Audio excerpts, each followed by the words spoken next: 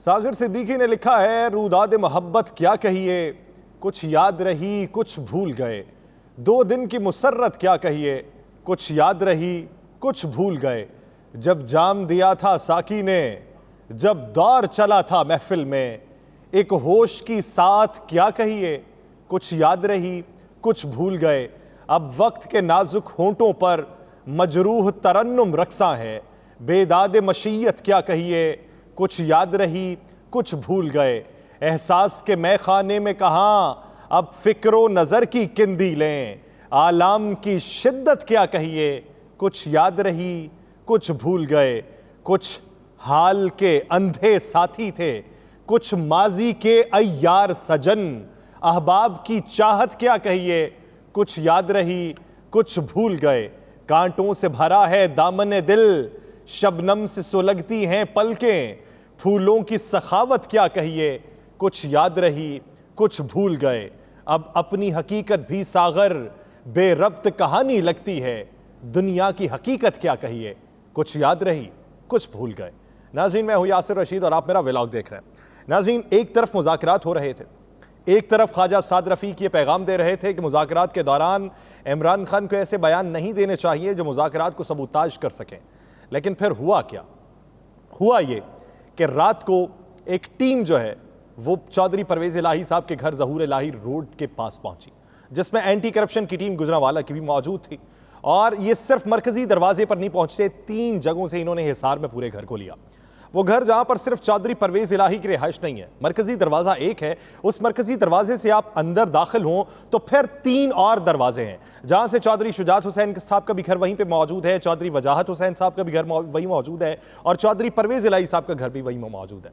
Team पहुंची और team ने घेरे में लेने के बाद वहां पे दस्तक दी। दस्तक देने के बाद जो पर्सनल असिस्टेंट हैं, सेक्रेटरी हैं चौधरी परवेज़ इलाही साहब के, इकबाल चौधरी साहब, वो बाहर आए, वो टीम से मिले और टीम ने यह कहा कि हम करप्शन के केस में आए हैं, जो एंटी करप्शन में दायर है, जो सड़क के हवाले से किकबैक्स वसूल करने का केस है, उसमें गिरफ्तारी चौधरी साहब की मतलूब है।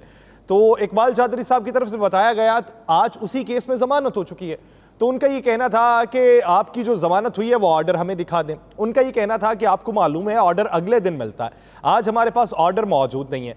तो उन्होंने ये कहा कि हमें इस हवाले से कोई इतलात नहीं है, हम अपनी जिम्मेदारी जो कानूनी है वो पूरी करने आए हैं और हम गिरफ्तारी करके ही जाएंगे। इसी असना में टीम आगे बढ़ना शुरू हुई और टीम ने दरवाजे को तोड़ना चाहा। दरवाजे को तोड़ने के असना में अंदर से टीम के ऊपर पथराव हुआ, टीम के ऊपर पानी फेंका गया। इसी असना में बाहर आग भी लग गई और इसी असना में बख्तर बंद गाड़ी जो है वो मरकजी दरवाज़ा तोड़ के घर के अंदर दाखिल हो गई।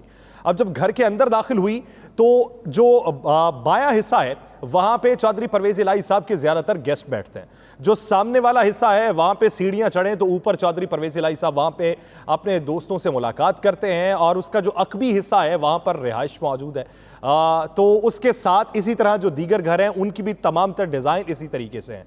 अब चौधरी परवेज़ इलाही की जहाँ पे रिहाइश है वहाँ पे दरवाज़ा तोड़ा गया, जो अंदरूनी दरवाज़ा है, और अंदरूनी दरवाज़ा तोड़ने के बाद जो अहलकार हैं वो अंदर दाखिल हो गए। अब वहाँ पर मौजूद जो उनके मुलाजमीन थे उनको भी गिरफ्तार किया गया और बाकायदा तौर पे उन पे लातें बरसाई गईं, उन्हें थप्पड़ रसीद किए गए और फिर उन्हें बख्तरबंद गाड़ी के साथ ही प्रिजन वैन थी उसमें मुंतकिल कर दिया गया। एक खातून को गिरफ्तार किया गया और मजमूई तौर पे इन्होंने 20 गिरफ्तारियां वहां से डाली, लेकिन चौधरी परवेज़ इलाही साहब ना मिले। अब चौधरी शाफे हुसैन और चौधरी सालिक हुसैन भी वहीं पे मौजूद थे। चौधरी सालिक हुसैन याद रहे वफाकी वजीर भी हैं। चौधरी सालिक हुसैन वहां पर मौजूद थे और इख्तलाफ इनके चौधरी परवेज़ इलाही साहब से है, लेकिन टीम जो है वो इनके घर की भी तरफ बढ़ी। चौधरी सालिक साहब ने रोका कि हमारी फैमिली अंदर मौजूद है, लेकिन टीम ने एक ना सुनी और उनके घर का भी दरवाज़ा तोड़ दिया। चौधरी शाफे भी जख्मी हुए, चौधरी सालिक कहते हैं मैं भी जख्मी हुआ। तो इसी असना में टीम अंदर दाखिल हुई और अंदर से भी चौधरी परवेज़ इलाही साहब बरामद ना हो सके, यानी तीनों घरों में रेड डालने की कोशिश की गई। फिर रात को 2 बजे के करीब एंटी करप्शन के जो डायरेक्टर थे उन्होंने ये कहा कि हम अपना सर्च ऑपरेशन खत्म कर रहे हैं, लेकिन सर्च ऑपरेशन के खात्मे का ऐलान हुआ, पुलिस एहलकार वहां से वापस ना गए और ये मामला जो है ये सुबह तक चलता रहा। हमने ये देखा कि एक साबिक वजीर आला के घर के ऊपर छापा मारा गया, या हमने ये देखा कि एक पार्टी के सदर के घर के ऊपर छापा मारा गया, या हमने ये देखा कि भाइयों की रकाबत या कजन की रकाबत के अंदर ये छापा मारा गया। ये पूरा मामला है क्या? इसके ऊपर तफसीलन बात होगी। तलाशी की गर्ज से आगे जब बढ़े, अंदर से पथराव हुआ, ये सारा मामला एक तरफ रख दें। क्या बरामद वहां से कर लिया, यह भी मामला एक तरफ रख दें। विफाकी वजीर वहां पर मौजूद हैं और जिनकी विफाकी हुकूमत है, जो विफाकी हुकूमत के इत्तहादी हैं, उनके होते हुए भी उनके घर का दरवाजा तोड़ा गया, यह मामला भी एक तरफ रख दें। चौधरी सालिक हुसैन साहब ने अपनी फुफ्फी के ऊपर इल्जाम लगाया। वो ये कहते हैं कि चौधरी परवेज इलाही साहब की जो साली हैं, जो उनकी फुफ्फी लगती हैं, वो कहते हैं कि हुकूमत ने जो किया वो तो किया, लेकिन अपनों ने जो किया उस पर भी बड़ा दुख है। उनके मुताबिक उनकी फुफ्फी ने यह कहा कि परवेज इलाही इस घर के अंदर है, यहां का दरवाजा तोड़ो। तो इसी वजह से वो कारकुनान, वो जो अहलकार थे, वो आगे बढ़े और उन्होंने मेरे घर का दरवाजा तोड़ डाला। लेकिन सवाल यह पैदा होता है कि चौधरी परवेज इलाही की रिहाइशगाह पर छापा एक क्या पैगाम है? यह पैगाम क्या चौधरी परवेज इलाही को दिया गया या यह पैगाम किसी और को दिया गया? क्या इसमें विफाकी हुकूमत या निगरान हुकूमत मुलव्वस है? बहुत से सवालात इसमें मंजर आम पे आते हैं।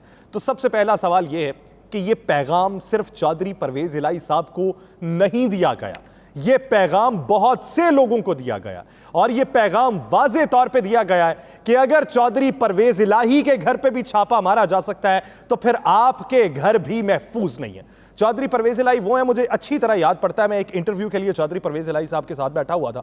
तो मैं आज इस वजह से ये बात कर रहा हूं कि आज चौधरी परवेज इलाही साहब बाकायदा तौर पर पाकिस्तान तहरीक इंसाफ का हिस्सा हैं और उनके सदर हैं। ये तब की बात थी जब वो बेहतरीन इत्तेहादी हुआ करते थे और वो ये पैगाम खुलेआम नहीं देना चाहते थे या इस तरह की बातें नहीं करना चाहते थे कि पीटीआई के साथ उनका जो इल्हाक है वो सबूताज ना हो सके। अब वो बाकायदा सदर बन चुके हैं, अब मैं वो बात कर सकता हूं। चौधरी परवेज इलाही साहब से पूछा कि आपके तो बहुत अच्छे ताल्लुकात हैं पाकिस्तान मुस्लिम लीग नून के साथ, तो आप फिर किस तरीके से पाकिस्तान तहरीक इंसाफ को भी राम कर लेते हैं, पीएमएलएन को भी राम कर लेते हैं? तो उनका यह कहना था कि जब opposition leader Punjab assembly Hamza Shahbaz पाबंदे सलासिल थे तो एक तरफ डिमांड की गई थी कि इनका जो है प्रोडक्शन ऑर्डर जारी किया जाए, तो ऊपर से खान साहब ने यह पैगाम भिजवाया कि प्रोडक्शन ऑर्डर जारी नहीं किया जाएगा।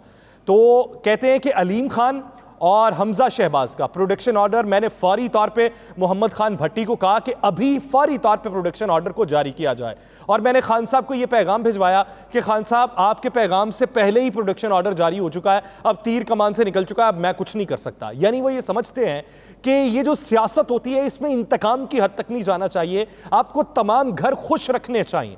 वो घर ही आज तक खुश रखते आए हैं, उनके ऊपर बेशुमार इल्जामात हों, करप्शन के इल्जामात हों, किसी को नवाजने के इल्जामात हों, लेकिन एक उनका जो क्रेडिट है वो ये है कि वो तमाम घर खुश रख लेते हैं। अब वो चेहरे के ऊपर आप मखोटे का नाम दें, आप उसे मफाहमत की सियासत का नाम दे दें, या आप उसे जज्बात की सियासत का नाम दे दें, या आप उसे वक्त की अहमियत की सियासत का नाम दे दें, जो भी है, चौधरी परवेज इलाही साहब उसमें माहिर और कारीगर हैं।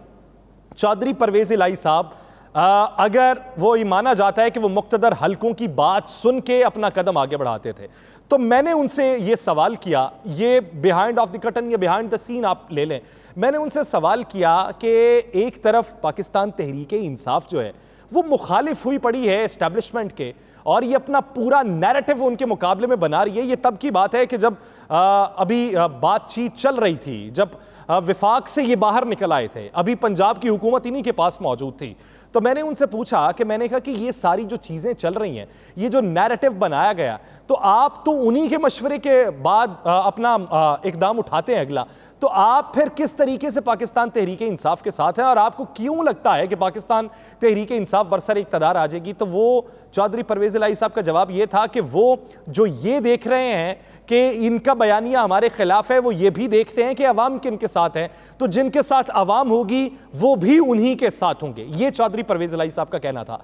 लेकिन कल रात जो कुछ हुआ है, यकीन रखिए कि वफाकी हुकूमत इससे लाइल्म है। यकीन रखिए कि निगरान हुकूमत को पता था, लेकिन निगरान हुकूमत के बस की बात नहीं थी। ये कार्रवाई किधर से की गई है, ये कार्रवाई के बाद किसको पैगाम दिया गया है? ये चौधरी शुजात हुसैन साहब को पैगाम दिया गया है कि चौधरी साहब आप जो बातें मान रहे हैं इसी तरीके से मानते रहिए। ये पैगाम बलूचिस्तान के अंदर भी दिया गया, ये पैगाम खैबर पख्तूनख्वा के अंदर भी दिया गया और पंजाब में भी कुछ हलकों को ये पैगाम दिया गया है कि अगर छापा चौधरी परवेज इलाही के घर पे पड़ सकता है तो ये छापा फिर कहीं भी पड़ सकता है। ये सिर्फ पाकिस्तान तहरीक इंसाफ की बात नहीं है, ये बात है उस शख्सियत की कि जिसने तमाम घरों को खुश रखा था, लेकिन अब वही शख्सियत कुछ घरों के अंदर तशवीश की लहर को पैदा कर देगी।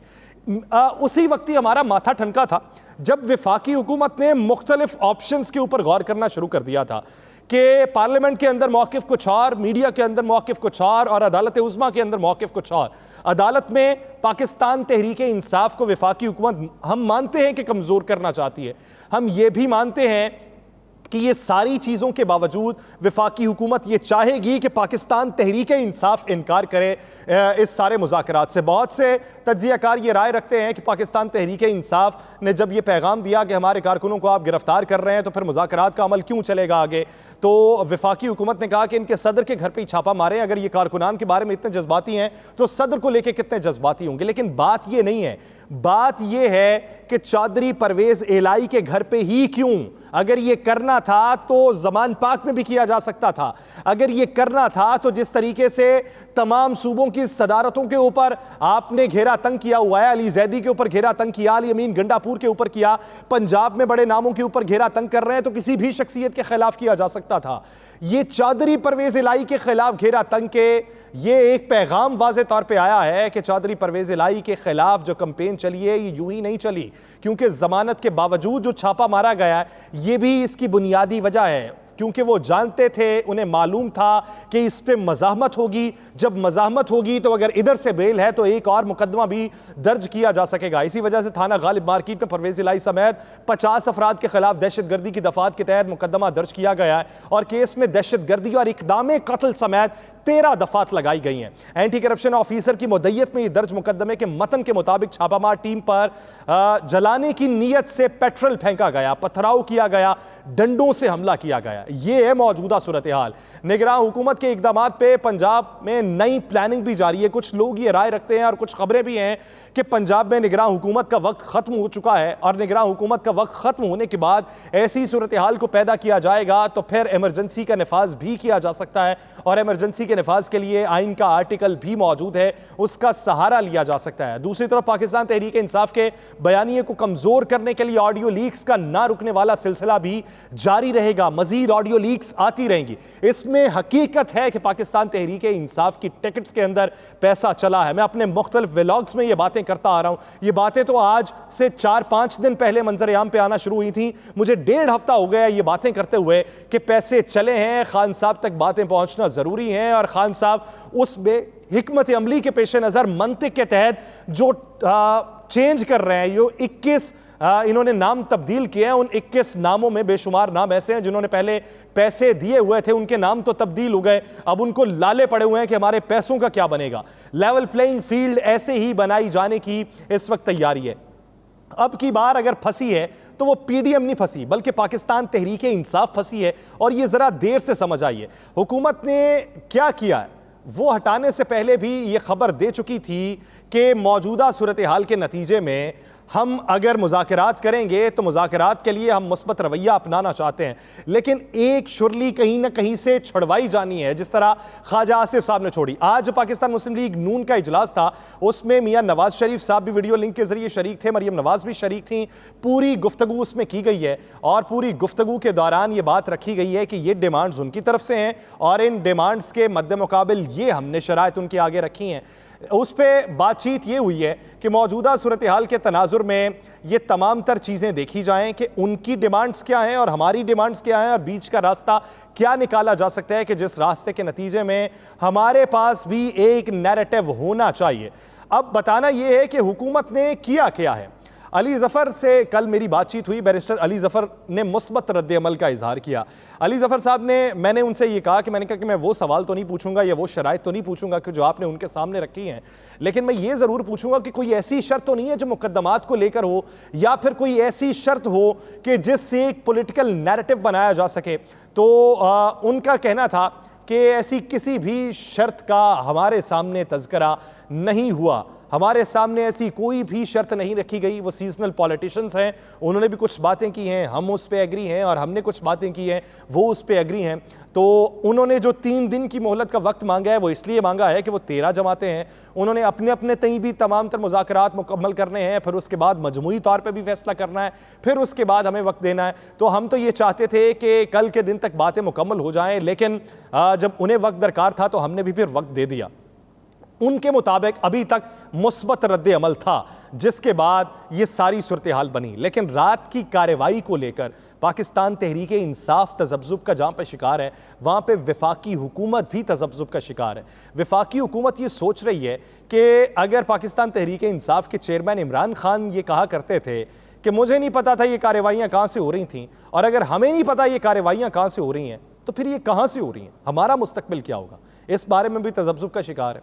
तो आने वाले दिनों में देखिए कि होता है क्या, बाजी कौन जीतता है। मुझे दीजिए इजाज़त, अल्लाह निगहबान।